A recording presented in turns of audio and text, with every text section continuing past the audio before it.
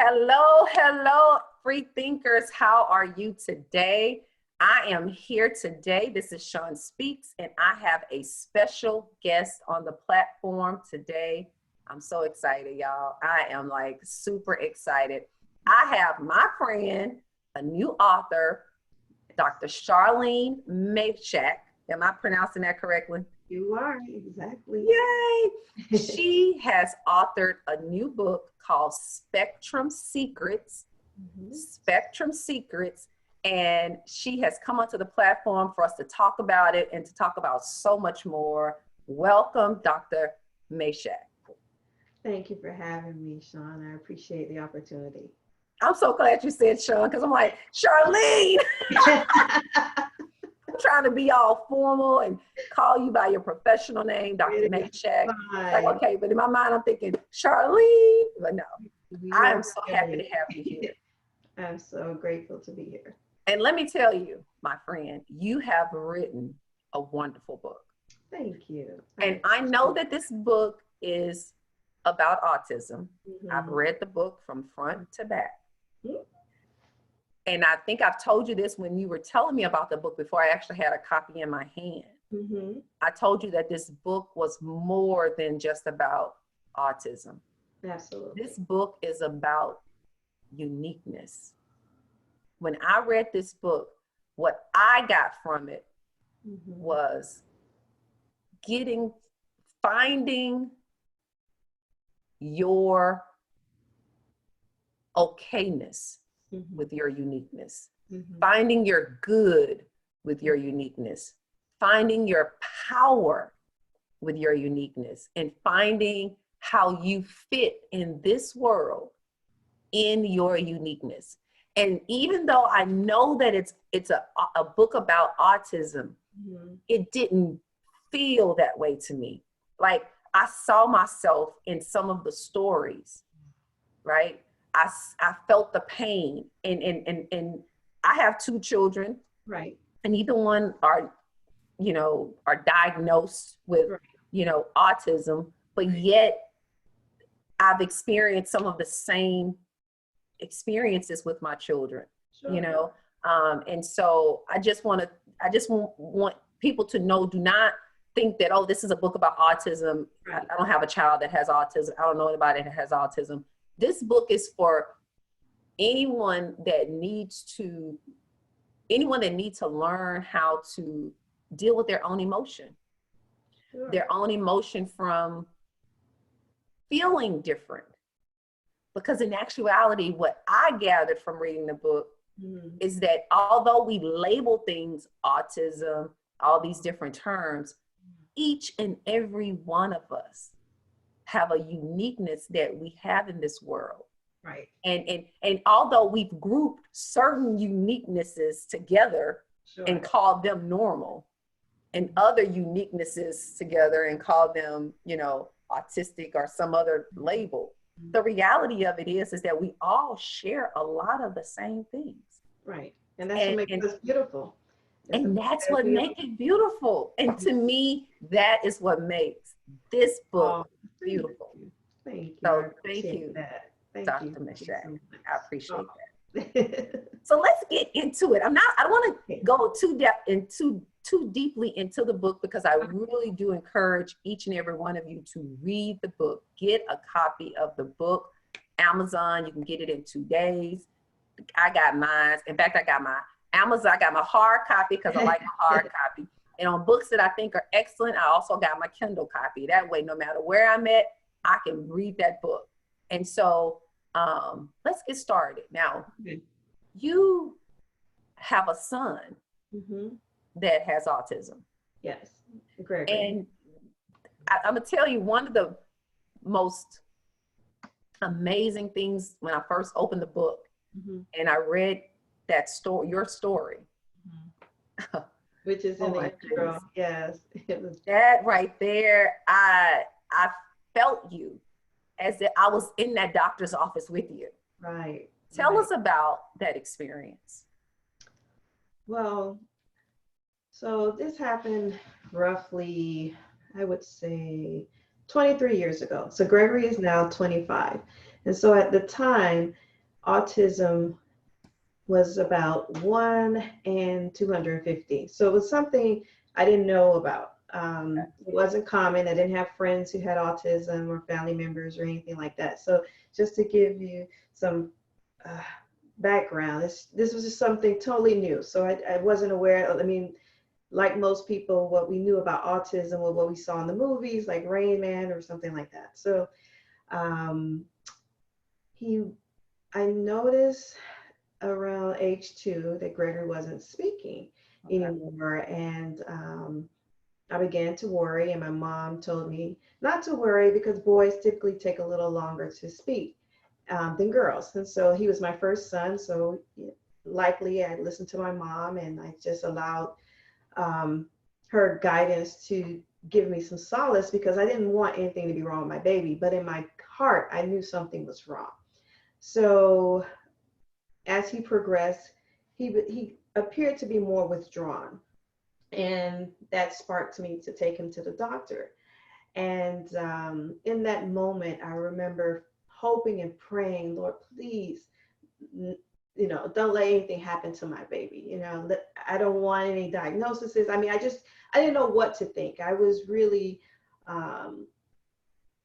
just in a position where I was very helpless, but I was seeking help. And so while I was waiting for the doctor, he came in and he, gave me the news, and it was devastating. My heart broke and I was completely numb. I mean, as I wrote in the book, I mean, I was shattered. Everything that I thought I was going to have, the life I envisioned, my little boy, my beautiful little boy, it just was ripped from me. And so it was just devastating to, as a new mom, to receive a diagnosis like autism, and especially not knowing what it is and how I can treat it. And as you know, autism is a neurodevelopmental disorder which affects social communication, challenges with repetitive behaviors and communication.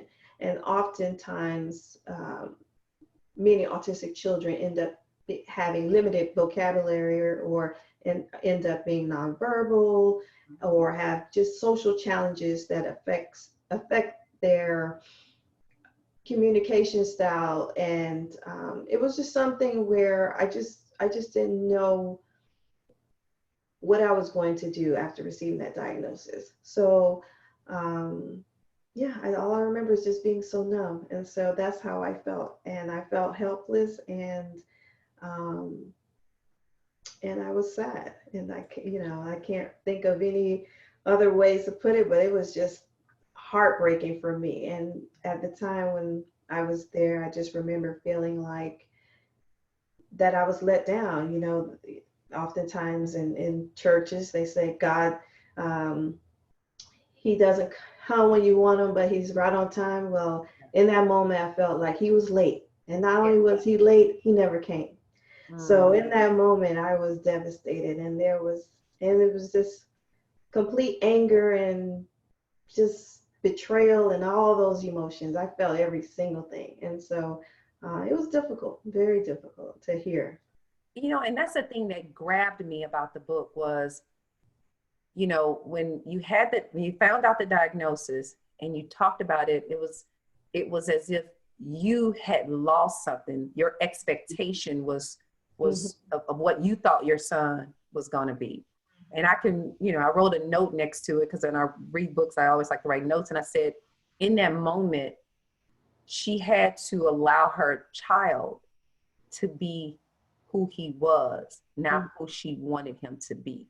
And having that diagnosis sort of made you feel like it took away your dreams and your hopes and your wishes and your wants for the child, right? But you don't have to have an autism diagnosis to feel that way. Right. Like when I was reading that, I was like, wow, right. You could feel that way about so much. Right. And it's like an expectation that wasn't met. Right. But one of the questions I wanted to ask you is that in your experience as, because you are in the mental health profession, right?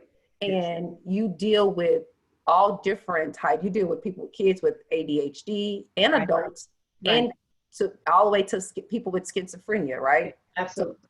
So you deal with a lot. How does expectation between the patient and the family member, how does that, especially with a child, like the expectation of a parent and what they thought the child was going to be or was going to do or who the child was going to become, how does expectation play a role in that connection between a parent and a child?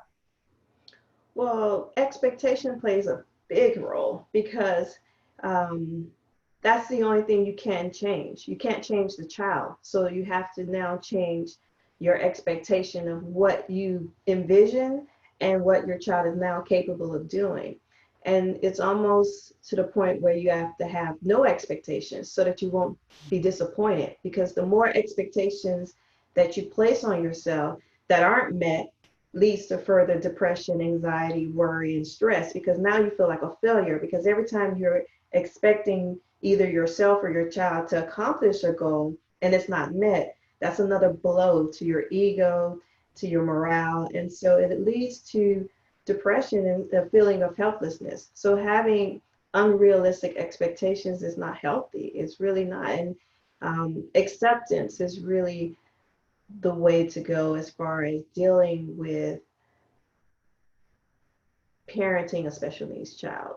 You have to just take whatever's in front of you and roll with it. Some days will be good, some days will be bad, and it's okay.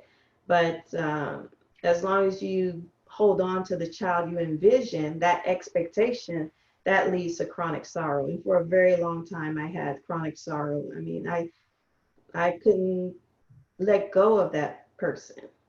And so that leads me to what I think grabbed me about the book was you take us through all of the emotions of grief, right? Because when you have an expectation and that expectation doesn't get met, right? You grieve. Oh, absolutely. You grieve that unmet expectation or that loss of that expectation, or your requirement to have to modify your expectation. And so some of the feelings like shock and disbelief, anger, guilt, you have a list here of about 15 different emotions. Did you, during your own personal experience with your son, did you go through every last one of them? I think so. I think maybe the only emotion I may not have gone through personally was betrayal per se, but I think I've gone through most of them. And I think the reason why I wrote the book is so that we can discuss, or I can bring awareness to how it feels to have a special needs child. I mean, oftentimes people tell you, God only gives these children to special people, and that provides no solace for us. And so, and even though they mean well, right, the intent is kind-hearted, and some people want to say something nice to give you some peace, but it doesn't really give you that peace, because you're like, well, why aren't you as special? Why don't you have one if this is only for special people, right? So sometimes these words can take away how we really feel. And it's okay for us to feel betrayed and jealous and devastated. I mean, when you have a child who may not go to college, may not get a job, may not, have a family, your legacy. I mean, if you only have one child, that's something that you have to really accept, that this is it. My legacy dies with this child, right? So that can be disheartening. And it's okay to have those feelings and not be ashamed of them. And I think that's why I wrote the book, so that many parents can feel okay with expressing those untold stories, that resentment you have when you have to go to a college graduation and you're wishing that could be your baby. You're happy for your family member or your friend, but you still want that for your child. And so allowing yourself to mourn publicly is not something they do. They suffer in silence, and they're not invited to parties, you know, because either their child may not fit in, and or maybe the child is disruptive, so they're not likely to get invited to family events. So it leads to a lot of social isolation with parents, and the parents often feel that no one understands them or even care, right? And so then the family members and the friends, they don't know how to support that their loved one. They don't know what to do, you know. And so it was really designed for both families and friends, and also parents with special needs What you did a great job on it, because I tell you, as I was reading the book, I was thinking about sort of some of my interactions with some family and friends that have children that may be on the spectrum or have something similar.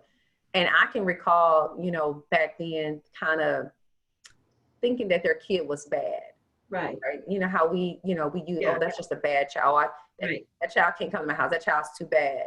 Right. And now after reading your book, it's almost like I want to go back and apologize. Right. Because I didn't know. I didn't understand. And now that I'm reading your book, I realize that the parent didn't know. Right. Didn't understand, because they were trying, instead of facing the emotion that they were feeling, right? It was as if we were trying to sort of, you know, give these little pithy statements of everything's going to be all right. You're special. That's why you have the child. And that stuff, that sounds good. But at the end of the day, I want to scream. I just want to scream. I want to say, this is not what I thought I was going to get. Right. And you want to be able to just say it. Huh? Right. And you want to say that it's unfair. And you want to, and you don't really want a pity party. You just want to be able to express yourself without people feeling sorry for you. Exactly. And it's challenging because it's a very sensitive topic, and it really takes a higher level of maturity and understanding and compassion and empathy to embrace how you feel and feel sympathetic for the individual going through that. So it's I'm beginning to see that, you know, one of the things that causes that stress, I think, to parents of kids either with autism or kids that have any kind of, you know, something that's not quote unquote the norm, is the fact that we have the norm. Right. Maybe if we got rid of the norm, right, and just accepted people from an individual standpoint, right? Because I'm beginning to see for myself that I don't see, the only reason why I see something as abnormal is because I've accepted something as normal.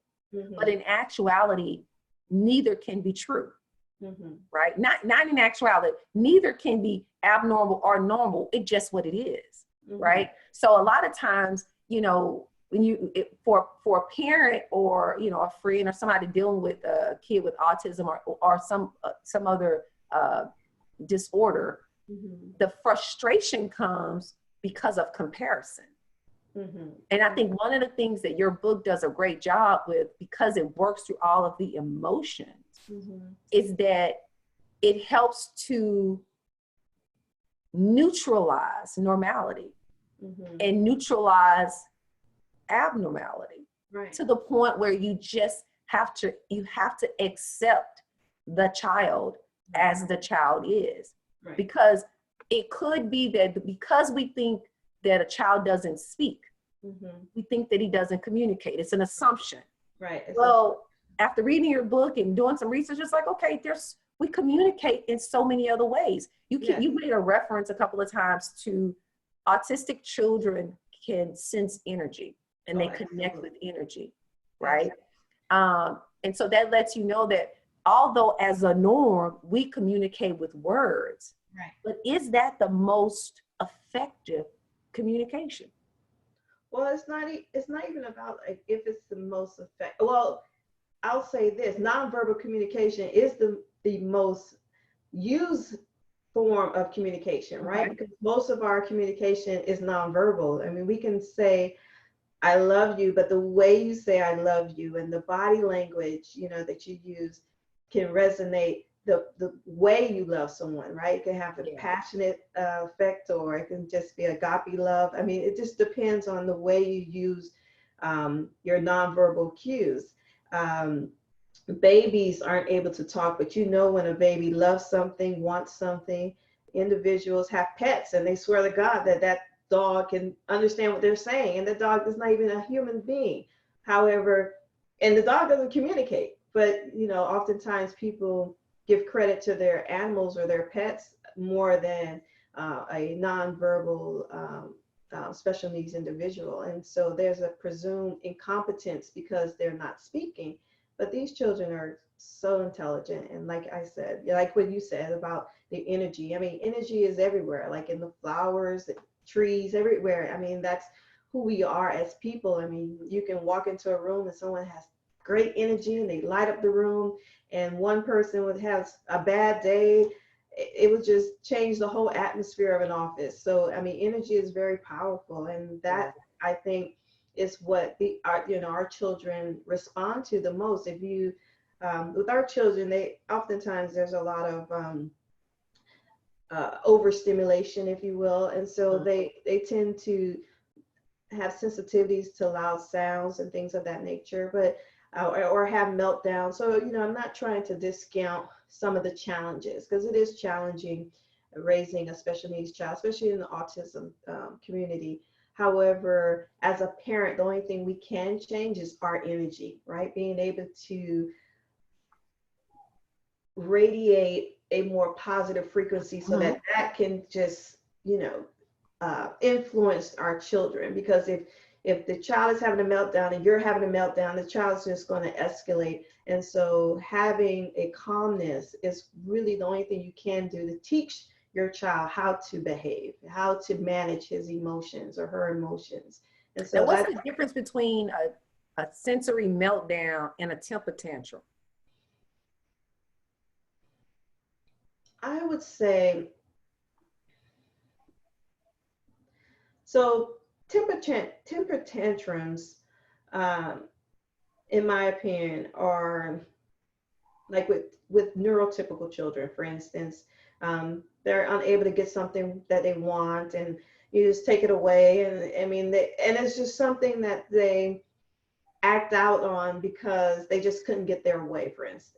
Okay. Whereas a sensory meltdown is really like they're really bothered by whatever it is that's going on. It's causing a lot of anxiety and stress, and it's not something they're doing for attention or to be manipulative in any kind of person, you know, to have any personal gain. So I think I mean, it's a little different as far as the intent. What's the goal for the child? And most of the times it's not for personal gain, if you will. Yeah. And so a tantrum to me, you know, I have two children, and so with my younger 2-year-old, if he couldn't get like a car or something like that, and he decided to have a tantrum and cry on the floor or something like that, I mean, the intent is for him to get the car, the toy. Whereas my older son, when he would have meltdowns, it was different because the environment he was in was very stimulating. It was overwhelming, and he couldn't control his emotions, and it was just unbearable for him. So it wasn't necessary for any gain. It was to basically calm himself down. Calm himself. So a sensory meltdown is more so tied to something that registers with their senses, like the light. Or yes, there's an overstimulation of their senses. Gotcha. Now, you also made a comment earlier. You said that 23 years ago, when your son was diagnosed with autism, it wasn't that much information out there, not as prevalent as it is today. But now there's sort of this rise of autism, and that has me curious when you said that earlier when we started, that there's this rise, because I'm on this thing where I'm really beginning to sort of get away from labels. You know me, right? We're friends, so you understand. I don't like the labels, right? Which is why I try to neutralize it all to a certain extent. But it is interesting, for lack of a better word, that autism, quote unquote, autism is on the rise. We're seeing it more. evidence in children, adults, maybe. And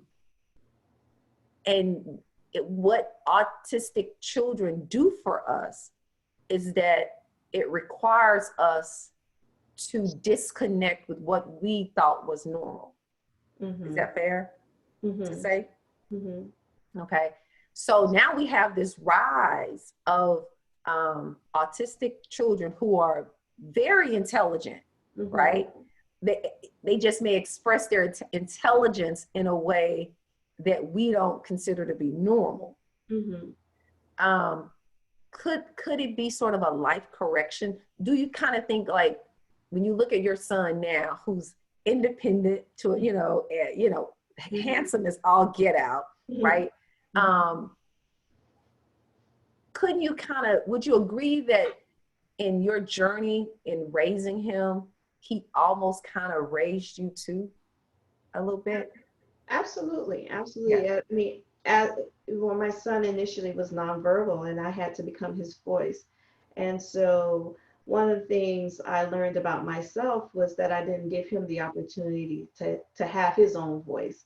And so in that, it allowed me to see my role as his mother and how I could be contributing to some of his behavior, because I was handicapping him with my love. I loved him so much that I wanted to do everything for him and make life so easy for him.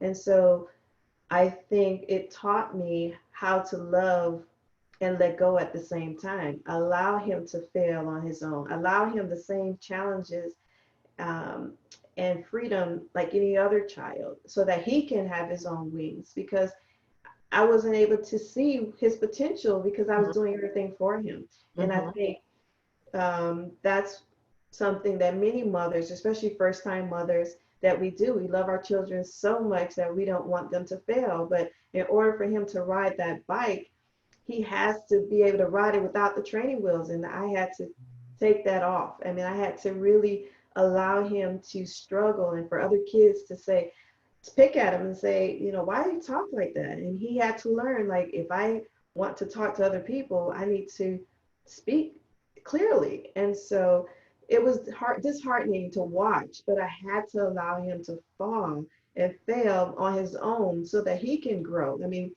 all of us learn through failure. And so if I didn't allow my own child to fail, as much as I love him, I was doing him a disservice. And so that was something I learned, like you said. I mean, he taught me so much about myself, and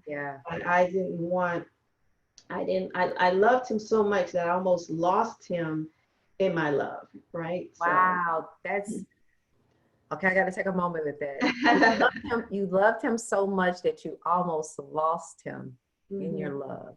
Wow. That's amazing, because I think a lot of times we think in terms of handicap, right, disability, disorder, right? Those words that sort of have so much depth of meaning to us, right, that we try to compensate or overcompensate with love. yes, right? And then what end up happening sometimes is that our love becomes the handicap. It becomes the disorder.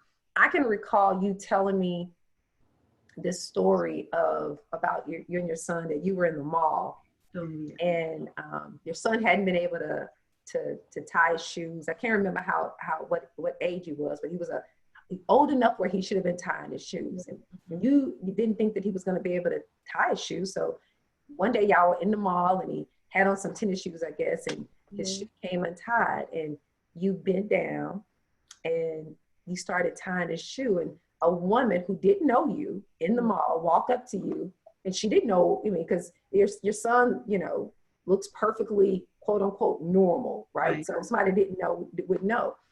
And she said, "Why are you tying that big boy's shoes?" And in that moment, you said, it registered like, why am I doing that? And you said from that moment, you decided to start to let him tie his own shoe. How old was he at that time again? He was about 10. He was 10. And how long did it take after you made that decision to give him some independence in tying his shoe, how long did it take him to tie his shoe? So he always knew how to tie a shoe. It was just very slow. And so at the time, so one of the other challenges with autistic individuals, they oftentimes have problems with fine motor skills. And so those skills are sometimes delayed, and it affects their ability to ride or to tie shoes or, manipulate fine objects. Well, it took him some time. Like, so we're getting ready in the mornings. I didn't always have 5-10 minutes for him to sit and practice tying his shoes. And so I just got in the habit of tying his shoes for him because, like most parents, we're trying to get out the door, go to work. And he was just slow at tying his shoes. And so I just felt it's easier for me to do it. And after that moment, he learned to tie his shoes more effectively within 2 weeks. And before I knew it, he was tying his shoe like at a typical rate. And so, but it took that embarrassment. It took me taking a step back and looking at myself and looking at my own behavior and realizing what I thought was a convenience was also a handicap. I was also enabling the disability, if you will. So yeah, it was definitely a wake-up call, and I'm grateful for whoever she was. I was mad at you at the time, but I'm so grateful for you now. But yeah, it was definitely something that was a humbling experience for me, and I appreciate it. It was what I needed so that he can be the person he is today. So it makes me wonder, really it was our in our normalcy, we're trained to be impatient. We got to go to work at a certain time. We got to get out of the house. We got to drop the kids off daycare. We got to do all of those things. And sort of, to me, it seems like autistic children sort of says, stop, breathe, live in the place of this life before all of those systems. Because it's almost as if they don't operate off of those systems. They don't say, you're supposed to do this by 2 years old. They say, I'm going to do this when I want to do this. Right. You're going to adjust to me. I'm not going to adjust as much to you. Now, I will adjust because we live in a social network, so to speak, right? So there's cross adjustments going on. But it's almost as if after reading your book, I'm beginning to realize that, autism is a gift to us, right? In a way, right? It's a gift because it helps us to just get back to breathing, right? No rush, no impatience, because you can't change it, right? If you have a child that has a sensory meltdown in response to light, you can try to calm the child, you can remove the light, but you have to let that child sort of work through whatever that child has to work through. And you have to kind of make that adjustment to your child.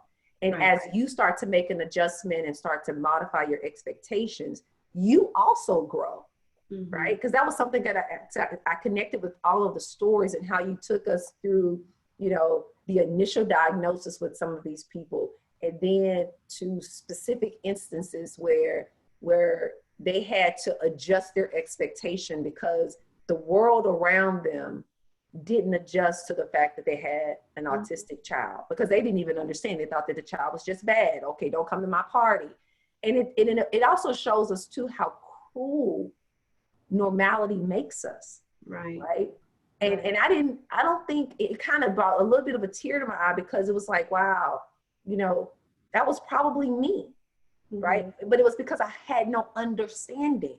Right. And none of us do. Right. So, I mean, there is not like a parent manual that teaches us these things. I mean, there's no autism manual. I mean, there's no manual on learning acceptance and embracing differences. I mean, that's just not something we are taught to do. We're a socialistic society, so we are taught to behave according to social norms. That is how the very essence of our society. So anything outside of that is something that we are taught that that's bad or that's not right. And so embracing someone's differences is something that requires us to take a step back and look at our own behavior, our own habits. Why do we think the way we do? Even culturally, like embracing another one's culture requires you to have an open mind, if you will. Yeah. So it's just something. I mean, it's not something to feel bad about. It's just who we are as people. But as we learn, we learn better, you do better, right? Yeah. So and I think that's the thing, though. To me, the fact that statistically, from what you're seeing, because autism, the numbers are rising, maybe it's time for us to open more naturally now, right? Mm-hmm. To allow ourselves to just be more open. And so the next time you see a kid having a temper tantrum with their mom, don't judge it. Right. You know what I'm saying? Don't assume they need a whooping. Don't assume it's poor parenting, and those are some of the presumptions when they see children who misbehave, is that is poor parenting. And so it just requires you to just take a step back before you judge. Like with anything in life, before you judge, try to put yourself in that position. Or how about before you judge, let's just not judge at all. Right. Let's just if it's a situation we think we can be of some added value to, ask and see. If it's not, then walk away and let go, and just pass no judgment on it, because you could have been the one with that child, right? You know what I'm saying? There's nothing that precluded me from being the one with that child, which I have. I have two children. Both two children are very different. One child I went through a lot of issues, actually still kind of going through some issues. And if somebody want to look at my situation and judge it, right? It's like, okay, but why are you judging it? First of all, I'm doing the best I can, which I think most parents are doing the best they can. My child is showing up the best that she knows how to show up at this point, right? She's figuring out too. What I'm learning how to do is to allow both of us to figure it out together, and not force upon her what was, I think, forced upon me. Right. Not that I think that it was intentionally forced upon me. It's just the way, that society, our community, that's how we're raised. Right. Whereas now I'm more open, like, okay, interesting enough, my daughter decided that she wanted to go to counseling on her own. And I was like, for real? Okay, well, what you want to talk about? Well, I want to talk about it with the counselor. Okay, like, can you give me a hint? Are you going to make me look like the bad? Because here it is, me, about me. It's about me. Because first thing I said was, are you going to make me look bad to the counselor? Right? Because I know that there was years where I was trying to force the norm on her. Right? And she's not norm. No kid is. No human is. Right? But I was trying to force because I had been so busy trying to force norm on myself. I thought by default, I got to force it on her. Now, I may not have used that terminology in my mind. It may not have been that intentional, but that's kind of what I was doing. And now that I'm trying to be more open, it's like, okay, I need to just whatever it is she feels she needs to work out, she needs space to do that. Right? And that's what makes her unique. Right. And not only does she need space, but also you need time to self-reflect, because your children are a reflection of you. And so anything she does that is not something that you approve of is a reflection of your parenting, is a reflection of your ideology, everything that you've taught her in your teachings. So it makes you feel like you're inadequate as a parent. And this, again, it's a bruise to your ego. So it's really more about you as the parent versus the child. It's not really, you really are more concerned with your own image than you are with what your child is really going through. You're being completely honest, because that's what we do as parents. And so when our child makes a decision that goes against our wishes, it's really a reflection of us. And so it just takes time to look at yourself and evaluate, why do you care what people think? Why do I think the things I think? And also allow yourself to say, well, could I be open to a different way of thinking?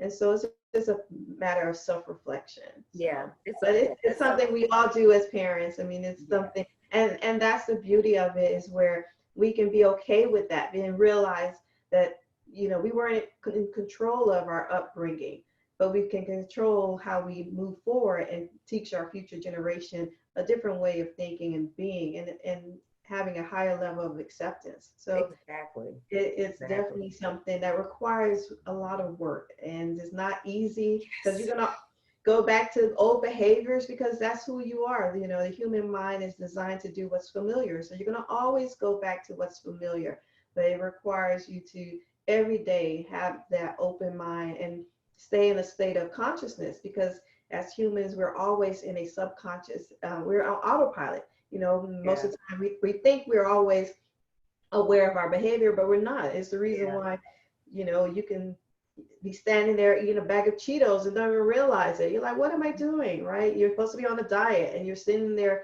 drinking soda or eating, you know, the donuts that someone brought in, and you swore you wouldn't eat that stuff, but you go into a subconscious mode. I think we all need a few more unconscious disruptors in our lives to sort of break us out of that unconscious habitual behavior that we sort of find ourselves in and not even know it, right? Because I think for me, you know, I know at least with my daughter, you know, I didn't know I was just, you know, driving her. I was like a, you know, like a drill sergeant, right? I didn't see it. That was norm to me. It was like I was doing what I was supposed to do. I'm going to make sure you were loving her to death. I was loving her to death in my way, right? Until I realized, as you said earlier, I was loving her to death, right? My love was causing further disorder. Yeah, you were killing her with your love. You were killing her who she was, who she is.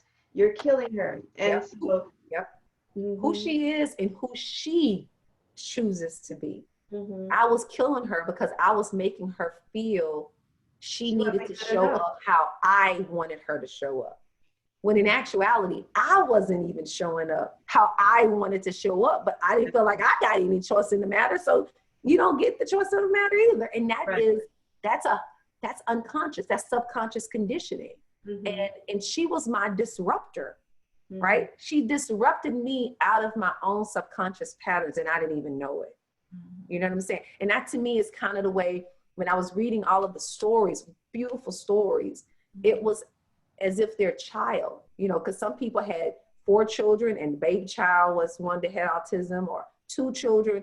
And it was, but they found their lives in sort of a rut. And it was like the child that had quote unquote the disorder was sort of a disruptor to their unconscious behavior, which then made them become more connected to the now of life, right? Like there's one story in there you had where, and I thought that, I mean, I went from heartbroken from tears to laughter, where the lady had a birthday party for her child. And she was a sort of kind of punk rockish type lady with the colorful hair, and nobody showed up to her daughter's birthday party because they didn't want to have to deal with the issues of her daughter. And then, you know, of course she was saddened because in her mind, a birthday party for her child supposed to look a certain way. Right. When in actuality, what her daughter really wanted was to just have pink hair, you know, with some cupcake icing. I thought that was beautiful, because sometimes we think we need all this stuff, the big party, the this. That child doesn't even want that. What that child wanted was some alone time and to do something that would be considered, you know, abnormal or not normal. And it's just, in this book is have so many great stories in there, you know. I connected, you know, with the snob story where the woman had the family that was a snob, and you know, and couldn't understand that, okay, my daughter is taking her clothes off, not because she's wanting to really show you her stuff. It's she has an issue. Right. you know, and the fact that we as people won't allow people to be people. Right. Right. You know, And especially when you have a different personality type. So I'm an extrovert. So sometimes it's difficult for me to understand introverts, you know, why they want to go out and hang with other people. You know, an introvert can be happy reading a book, you know, and an extrovert may take that as, oh, well, you're aloof or you're withdrawn and, you know, you don't, you know, you're not really engaging or you're yeah, disinterested when that's not the case. When it's just the person is just very introverted and they're shy and they are happy being alone at times. And so it takes, and even with parenting, understanding that each child is different. Some children are introverted, some children are extroverted. And even with disabilities, you know, recognizing that there is a underlying personality, you know, out that's above the disability, if you will. So like understanding people in general with, I think that's the beauty of that I had to learn for myself is this, I was able to hear him without words and see him and just see who he is, right? yeah. His true colors. And so I think as Oh, wait a parents, minute. I want to stop there. You said you were able to hear him without words, mhm, see him. It's almost without eyes, right? mhm, To just connect with, connected with him, to our connect souls, with him. Yeah. yeah, and truly connect, and what that meant to really connect with someone. And even in relationships, connection is key. And Yeah. sometimes you have to be slow to speak sometimes, right? And so Yeah.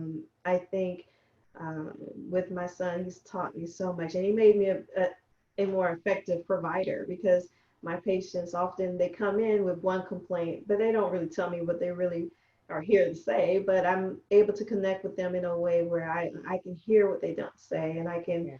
feel their pain and their suffering and offer solutions. And so it definitely allowed me to have a upper hand in my practice with patients, or a special connection with my patients so Yeah. that they can feel comfortable with me and connect without even having to tell me every single detail. Yeah. And I get it, and I get their pain and their agony, and I'm able to offer help in any way I can. But it's definitely something that came from my son, being able to just feel it without even him saying one word. Yeah, exactly. And it's like you have you learn how to get to the root of the problem without, Absolutely. yeah, without them having to necessarily Rehash rehash everything. every detail, Yeah, right? yeah, And it's like it's communicating without the words. yeah, It's learning how to not get tied to what the words mean, because absolutely. we're so word driven, right? That's how we're social people. So of course words matter. You know, I have Right, one friend who I say, Sean's words matter, and I be want right, to tell her, no, it don't. They don't matter as much as you think, right? They do matter, but they stop mattering when you bind me to a definition of it, or you bind me to a characteristic of it, and you don't allow it to be fluid in a sense, right? right. You know, and so it's just it's just I feel more open after Mhm. reading your book, and it allowed me to just to connect with autism in a way that I hadn't before.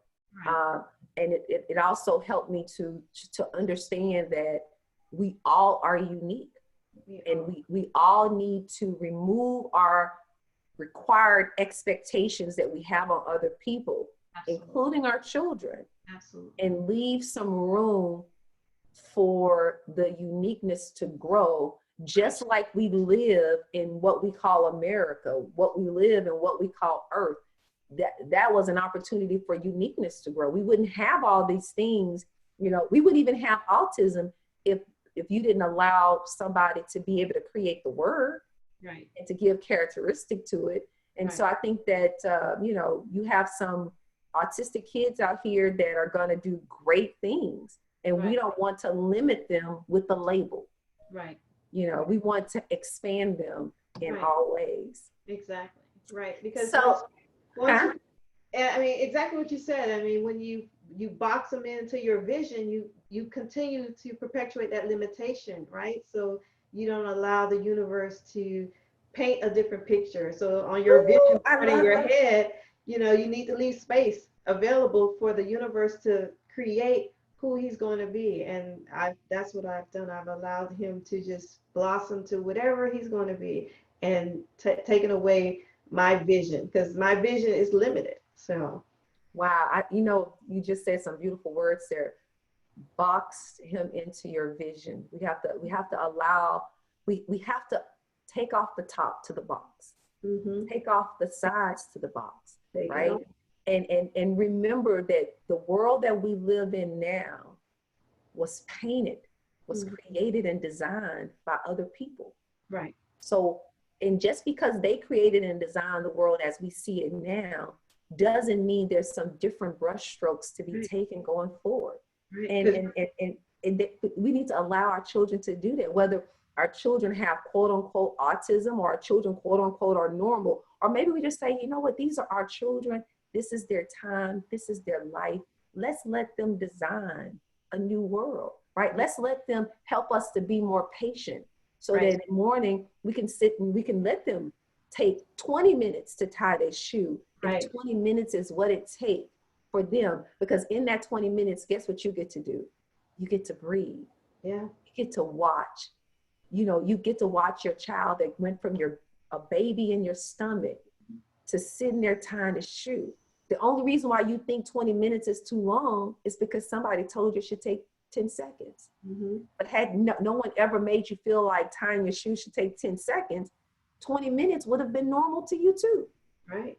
And I Right. think we just got to get back to just allowing individuals to be individuals and pulling and growing and learning from it Mm-hmm. instead of judging and Right. separating and cursing, right? Mm-hmm. Let's just forget about all those words, right? And let's just live in love and connection with each other, because Absolutely. we're all energetic beings Absolutely. and we're experiencing this world right now. Right. And Exactly. so that's just in your book. I love it. I love it. Now, Right. I want you to share a passage, and I picked out a passage I want you to share, hopefully. I just thought it was just so beautiful in your introduction. Mhm. I don't want you to share, all of your intro, but if you could read maybe the first page and maybe the top half of the second page, I would love for my audience to hear this, because I think that it's just so beautiful. So, okay. So the introduction, the devastating diagnosis, that one? The Devastating Diagnosis. So autism doesn't come with a manual. It comes with a parent who never gives up. It only took 4 words to destroy my world forever. 4 words that pierced my heart with a jagged knife, leaving broken pieces to an unknown puzzle. Your son has autism. It seemed as though something had changed about him overnight, and Wes, my happy, energetic toddler, was never the same. All of a sudden, his smile, his voice, his personality. Oh, he lost his smile, his voice, his personality. Just like that, everything just stopped. His cheerful giggle was replaced by a high-pitched monotonous squeal. Eee! Wes repeatedly screeched while assembling his Hot Wheels in a single-file line. He became fascinated with objects that moved in a circular fashion, from trains and helicopters to ceiling fans and toilets. Life as I knew it would never be the same. 1,000 questions ran across my mind as my eyes filled with disbelief. I was devastated. My son has what? Wait, what is autism? How do you know for sure? How could this be? Like Rain Man? Is there a blood test? Did I eat something wrong? Is it genetic? Can I get a second opinion? Did I skip my prenatal vitamins? Did I eat too much fish? Did I sleep on my stomach? Did I hurt my baby? How could this happen to me? I saw something about vaccines. Could that be it? I did everything right. He never missed an appointment. He got all his shots on time. How can this be? Why me? Why him? Why us? Fighting back tears, I sat and stared, ultimately sinking into a dark place, somewhere I've never been. It was worse than any nightmare I could have imagined. While staring at the blank walls inside this cold office, my bare shoulders no longer needed a sweater to stop the shivering. My body no longer felt anything at all. I was frozen, unable to move, think, or speak. My world was shattered into a million pieces. I was empty from inside out. Wow. Wow. Beautiful. That's absolutely beautiful.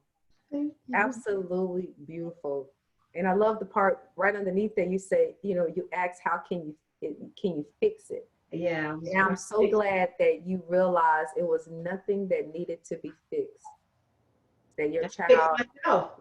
Yeah. Something was broken. It was me. Yeah. Well, your expectation. Right. Your expectation. That's about the only thing that's really broken is the expectation. And usually that comes from somebody else giving us that expectation and perpetuating it. Mm-hmm. Dr. Meshack, thank you. You're welcome, my dear. Thank you. I so appreciate you coming onto our platform and taking out your time. Please, please, please go out and get a copy of this book. Now, this book can be found where? It's available on Amazon, Barnes and Nobles, and anywhere that online bookstores, like anywhere, like I think I have them everywhere, but Amazon and Barnes and Nobles, Books a Million, things of that nature. So now, where can people connect with you online? So you can send an email to info@drmashak.com, drmashak.com, and you can send a message and we can connect there. What about, you have a website? So the website still is www.drmashak.com, and so it's still in the process, and hopefully we'll get there soon. But yeah. Perfect. Well, I appreciate you so much. Thank you so much. I appreciate it. Well, happy Friday. Happy Friday. It's Valentine's, and I just want to share. Thank you so much, and send all the love we can to all your audience. And yay! Well, we appreciate that. We appreciate you. We appreciate the book that you wrote. We appreciate the work that you do, and we thank you. We thank you for helping us to see that everyone's normal. Everyone's normal. And we're all unique, and that's what makes us perfect, right? Exactly. So, and that's what makes us perfect. Oh, I love it. Thank you. No worries. Free thinkers, please go out to Amazon, Barnes and Nobles, get a copy of this book. You will not be disappointed. It will open you. It will expand you. And it will grow you. And they can read a free sample on Kindle if you like. You can read the entire intro. It's available as a free sample on Amazon Kindle, and you can try it before you buy it. That's how much confidence I have in this book. So let me tell you, if you read the intro, you're gonna be cool, because that intro is on point. You hear me? It is on point. Yeah. Well, happy Friday. I thank you so much. All right. Thank you, thank you. Ashe, free thinkers. Ashe, may what you say manifest in your life today and every day. Please definitely go over to our website and subscribe at freeyourthinkingmind.com. Please check us out on our YouTube channel at FYTM Network. And again, Ashe, may what you say manifest. Bye-bye, until next time.